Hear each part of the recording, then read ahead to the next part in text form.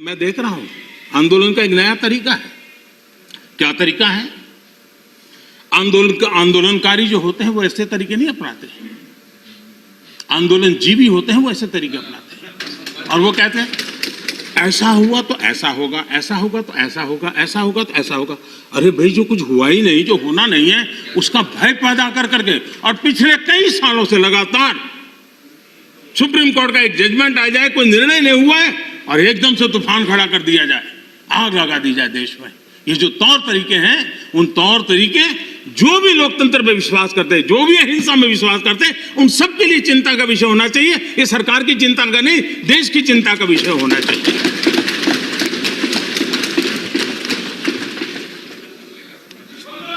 पुरानी मंडियों पर भी कोई पाबंदी नहीं है। इतना ही नहीं, इस बजट में इन मंडियों को आधुनिक बनाने के लिए, उनके इंफ्रास्ट्रक्चर को सुधारने के लिए और बजट की व्यवस्था की गई है। और उस बजट के माध्यम से माननीय अध्यक्ष जी, ये जो हमारे निर्णय हैं वो सर्वजन हिताय, सर्वजन सुखाय की भावना के साथ लिए गए। माननीय अध्यक्ष जी, ये सोच के साथ मेरा विरोध है। जब ये कहा जाता है मांगा था क्या हम सामंतशाही हैं क्या कि देश की जनता याचक की तरह हमसे मांगे, उनको मांगने के लिए मजबूर करें? ये मांगने के लिए मजबूर करने वाली सोच लोकतंत्र की सोच नहीं हो सकती। माननीय सरकारें संवेदनशील होनी चाहिए। लोकतांत्रिक तरीके से जनता की भलाई के लिए सरकार ने जिम्मेवारियां लेकर के आगे आना चाहिए। और इसलिए इस देश की जनता ने आयुष्मान योजना नहीं मांगी थी, लेकिन हमें लगा कि गरीब की बीमारी में बचाना है तो आयुष्मान भारत योजना लेकर के जाना चाहिए। इस देश के गरीब ने बैंक अकाउंट के लिए कोई जुलूस नहीं निकाला था, कोई मेमोरेंडम नहीं भेजा था। हमने जनधन योजना की थी और हमने इस जनधन योजना से उसके खाते खोले थे। किसी ने भी स्वच्छ भारत की मांग किसने की थी?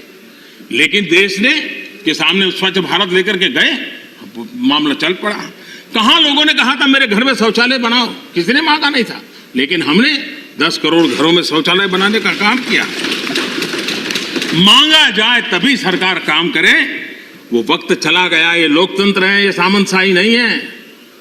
हम लोगों ने लोगों की संवेदनाओं को समझ करके हमने सामने से देना चाहिए।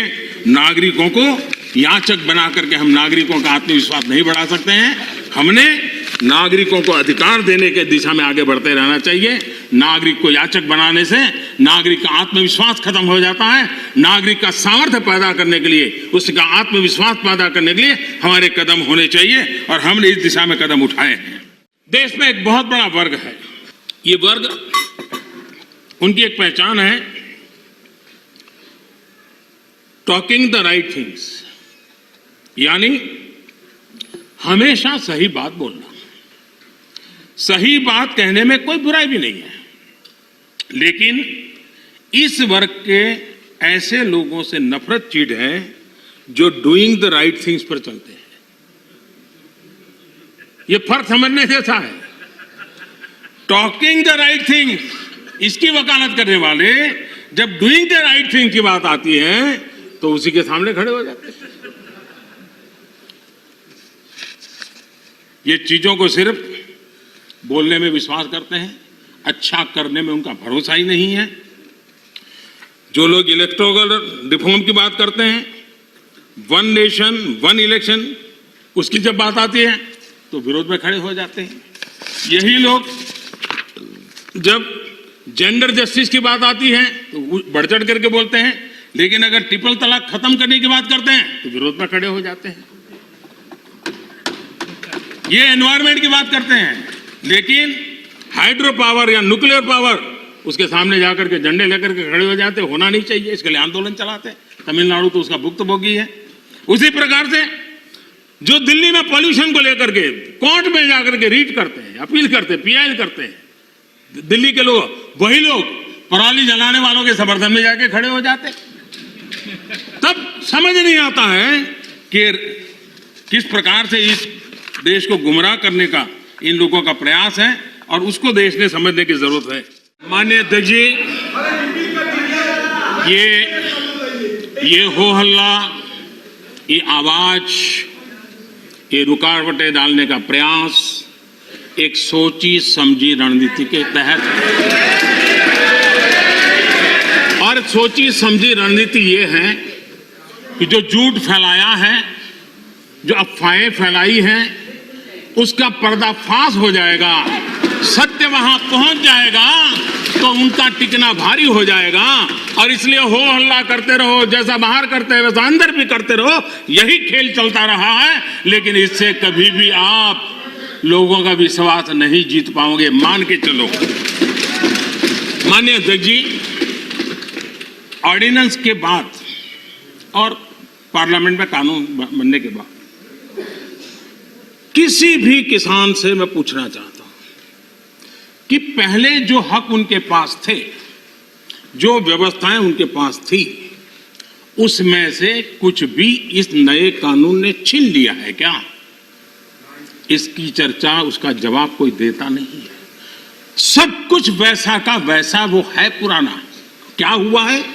एक अतिरिक्त विकल्प व्यवस्था मिली है, वो भी क्या कंपलसरी है?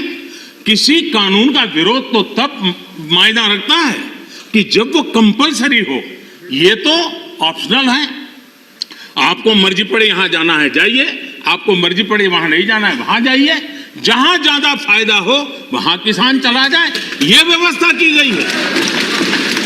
और इसलिए नए कानून अध्यक्ष जी किसी भी के लिए बंधन करता नहीं है। ऐसे कानून है, उनके लिए ऑप्शन है, और जहां ऑप्शन है वहां विरोध के लिए कोई कारण ही नहीं बनता है। हां, ऐसा कोई कानून जो ऐसे थोप दिया हो, उसके लिए विरोध का कारण बनता है। जब हमने HW न्यूज नेटवर्क की नींव डाली थी, तब हमने यह ठाना था कि न्यूज और इंफॉर्मेशन ये लोगों तक फ्री पहुंचनी चाहिए, मुफ्त पहुंचनी चाहिए। और हम आज भी ये वचन पर कायम हैं। पर जैसे आपको मालूम है, न्यूज चैनल चलाने के लिए पैसों की जरूरत है, तो हमको सबको न्यूज फ्री पहुंचाने के लिए कुछ मेंबर्स और कुछ सपोर्टर्स की जरूरत है। जी हां, मेरी आप सबसे गुजारिश कि आप सब HW न्यूज हिंदी की मेंबरशिप को ग्रहण करें। ये सदस्यता स्वैच्छिक है, यानी कि आप अपनी मर्जी के मुताबिक इसे ग्रहण कर सकते हैं, क्योंकि अगर आप इसे ग्रहण नहीं भी करते तब भी आपको HW न्यूज हिंदी के तमाम कार्यक्रम मिलते रहेंगे। मगर अगर आप चाहते हैं कि आजाद न्यूज जो है वो मजबूत हो, अगर आप चाहते हैं कि वो न्यूज जो सत्ता से सवाल पूछती है वो मजबूत हो, तो जरूर बने HW न्यूज हिंदी के सदस्य। जो लोग हमारे 89 रुपए प्रति महीने वाले कार्यक्रम से जुड़ेंगे, उनके लिए HW न्यूज का बैच विश मिलेगा। साथ ही साथ उन लोगों को हमारे एक्सक्लूसिव पोल्स में भी शामिल होने का मौका मिलेगा। इसके अलावा हमारा जो दूसरा मेंबरशिप कार्यक्रम है वो 199 रुपीस प्रति महीने का है, यानी कि 199 रुपए प्रति महीने। और इस प्रोग्राम में हमारे जो मेंबर्स हैं उन्हें 99 रुपए के प्रोग्राम वाले सभी चीजें तो मिलेंगी। इसके अलावा बिजनेस से जुड़ी हुई बातें भी हम करेंगे। हमारे एक्सपर्ट अखिलेश भार्गव से आप बिजनेस से जुड़े हुए अपने सवाल भी पूछ सकते हैं। हम उम्मीद करेंगे कि आप इस निष्पक्ष पत्रकारिता की राह में हमें पूरी तरह से योगदान देंगे।